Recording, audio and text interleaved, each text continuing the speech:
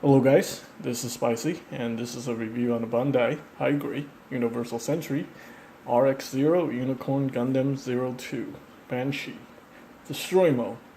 So this thing is just called a Banshee. So take a look at the box. Originally released in 2011, made in Japan. There's some pictures of the Banshee. Very nice.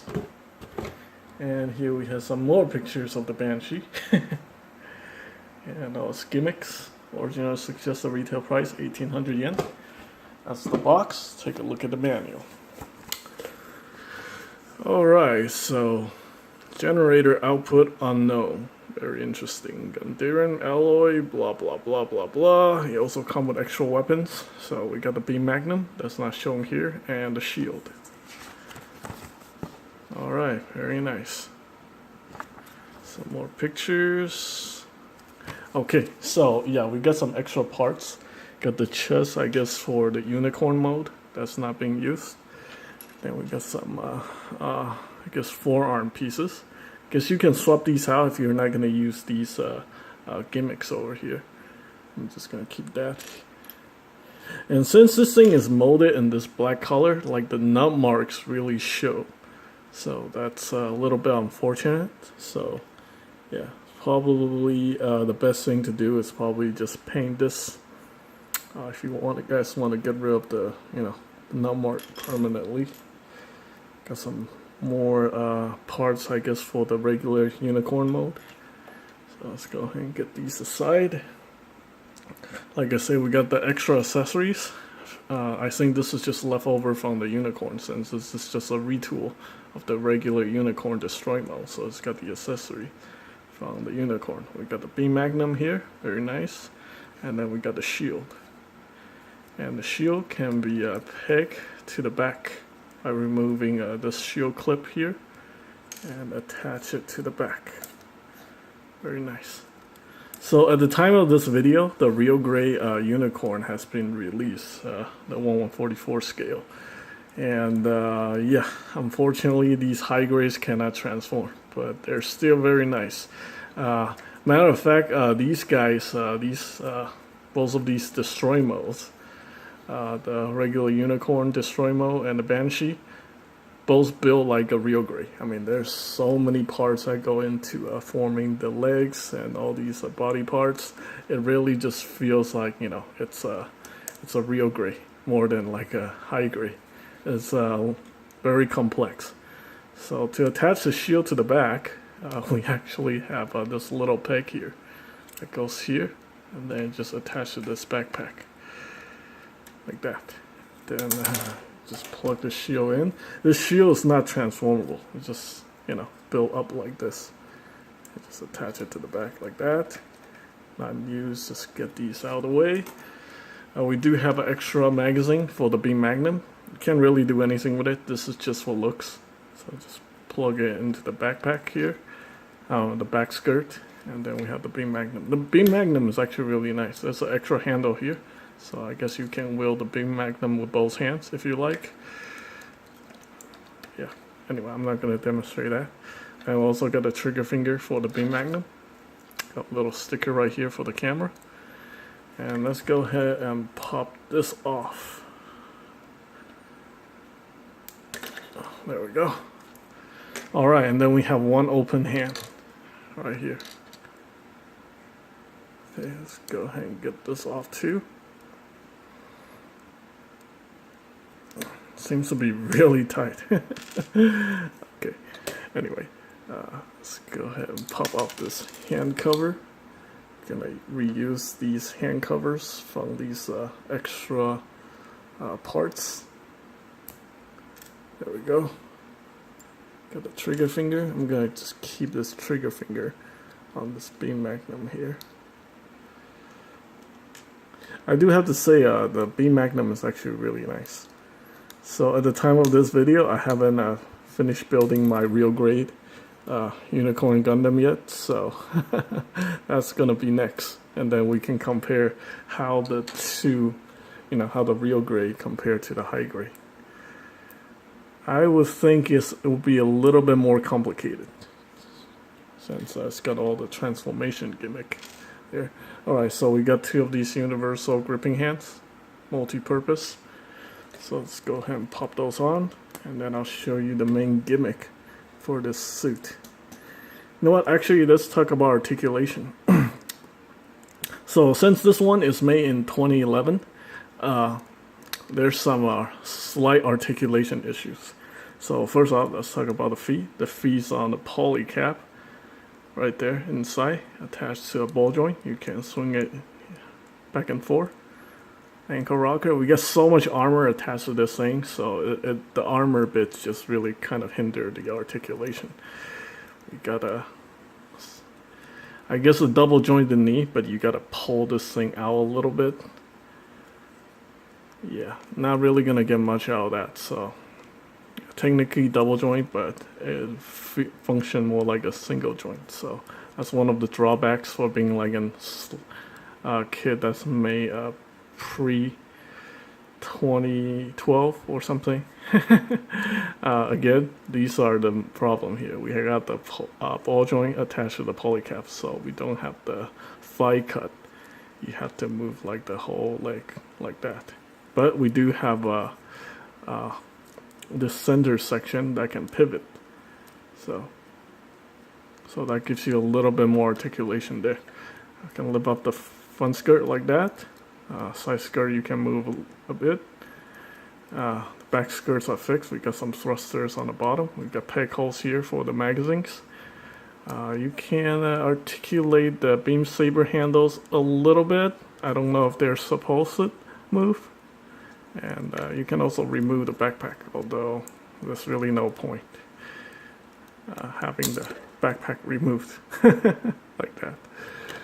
Also, these parts, since there's so many parts, it kind of does feel like a real grade. It feels like stuff is coming off everywhere. So you guys might want to invest in some glue to glue all the parts together, because just by look at that. Yeah, just by touching it and holding onto it at certain angles tend to make the parts come off. That's one major issue with this kit. Alright, so anyway, we got the waist articulation, which is very nice. We can rotate the waist 360 degrees, although the backpack does get in the way. We got a little bit of an ab crunch, like that. Very nice. It's on the hinge, so we can move it back and forth. And rotate 360 degrees. Very nice. It does feel really solid. I mean, for high grade, the parts, some of the parts come off, but overall it feels good enough to, for doing posability and stuff like that. For the shoulders, we have a hinge right there via polycap, and we can swing it back and forth like that, and then we can rotate it 360 degrees. It's not a ball joint, it's just a polycap into a peg hole. And then you can move the shoulder armor just a little bit like that. You can move the arm out like that, straighten it out. Single joint elbow, since it's like made pre-2012, or I don't know, some of the kits, like I think 2006 kits with double jointed elbows, this one just don't have that. It doesn't have the thigh cut, so don't know what's going on. And then we also have these beam sabers attached via these thing. I think this is like one of the gimmicks where they can flip out the beam saber and turn it into like beam claws or something. Yeah, just have like the beam saber sticking out here with the beam saber effect coming out. It's not in the instructions, so I don't really know how this thing works. Yeah, maybe attach it like that or something. Let's see. Yeah, maybe like that.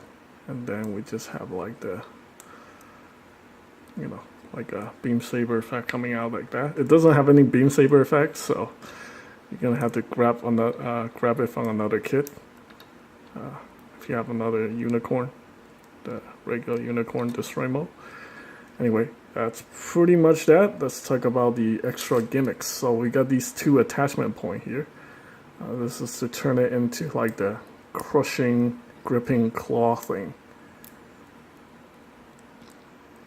So we attach it like that. That's half of it. And then we attach this piece right here. You can't really articulate the claw, it's just fixed. And yeah, just give you this look. You can't move these whatsoever. So now it's got the crushing, gripping claw. Alright, that's really cool. Next off, we have, I guess, this beam, what's it called?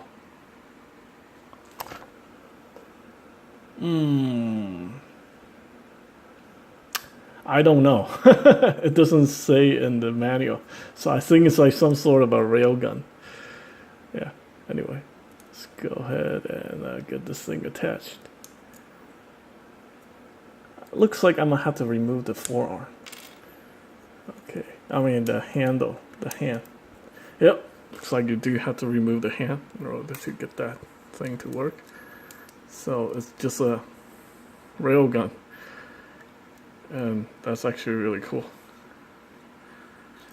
Yeah, actually that's super cool. So it's got a railgun and it's got the crushing claw. It does look like he's using the open hand in here. So let's go ahead and just put the open hand in here and then reattach this. So you can see there's like a ton of nut marks on this because of the black plastic. Like the nut marks shows up everywhere. You can see inside here.